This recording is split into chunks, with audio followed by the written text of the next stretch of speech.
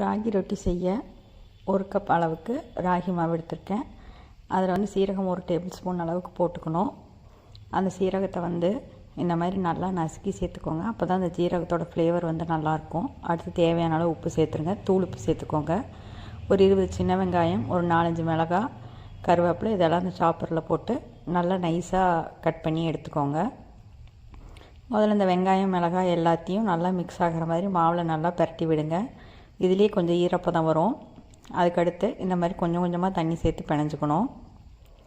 ஒரே தடவையில் தண்ணி சேர்த்திங்கன்னா மாவு கெட்டியாக வராது, லூஸ் ஆகிடும். அப்போ நம்மளுக்கு தட்டி எடுக்கிறதுக்கு கஷ்டமாயிடும். அதனால் இந்த மாதிரி கொஞ்சம் கொஞ்சமாக தண்ணி சேர்த்து நல்லா பிசைஞ்சு எடுத்துக்கோங்க. நம்ம கையில் உருண்டை பிடிச்சோன்னா அது நல்லா உருண்டையாக வரணும். அப்போ தான் நம்மளுக்கு தட்டுறதுக்கு கரெக்டாக இருக்கும். இந்த ஸ்டேஜிலலாம் அளவாக தண்ணி சேர்ந்து தான் பிசையணும். கூட எண்ணெயெல்லாம் எதுவும் சேர்க்க வேண்டாம். தண்ணி மட்டும் சேர்த்து பிசைஞ்சிங்கன்னா போதும். இப்போ பாருங்கள், எடுத்தால் நம்மளுக்கு கையில் நல்லா உருட்டி கரெக்டாக வருது. இப்போ தட்டுறதுக்கு கரெக்டான பதம். இப்போ ஒரு பேப்பரில் இந்த மாதிரி ஆயில் சேர்த்துட்டு பேப்பர் ஃபுல்லாக நல்லா அப்ளை பண்ணிக்கோங்க. அப்ளை பண்ணிவிட்டு இந்த மாதிரி ஒரு கரெக்டாக உருண்டை எடுத்து அதை கையிலேயே நல்லா லேசாக தட்டி விடுங்க. நம்ம எவ்வளோக்கு எவ்வளோ லேசாக தட்டுறோமோ அந்த அளவுக்கு நம்மளுக்கு சாப்பிட்றதுக்கு நல்லாயிருக்கும். இந்த அளவுக்கு தேய்ச்சிட்டு அதுக்கடுத்து அதை கல்லில் போட்டுருங்க. தோசைகள் சூடாக இருக்கணும். போட்டுட்டு அதை சுற்றி இந்த மாதிரி எண்ணெய் விட்டுக்கோங்க.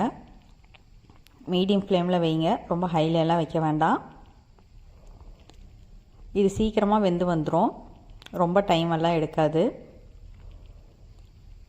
இந்த மாதிரி செவந்து வந்தோடனே திருப்பி போட்டுக்கோங்க. இப்போ அடுத்த ரொட்டியை சேர்த்துக்கலாம்.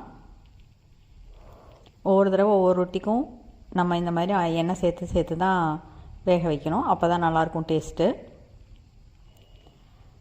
இந்த மாதிரி பொறுமையாக எல்லாத்தையும் திருப்பி விட்டிங்கன்னா அவ்வளோதான், ராகி ரொட்டி ரெடி ஆயிடுச்சு.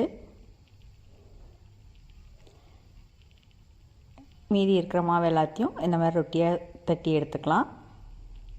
இது ஈவினிங் ஸ்நாக்கு நல்லா ஒரு டிஷ்.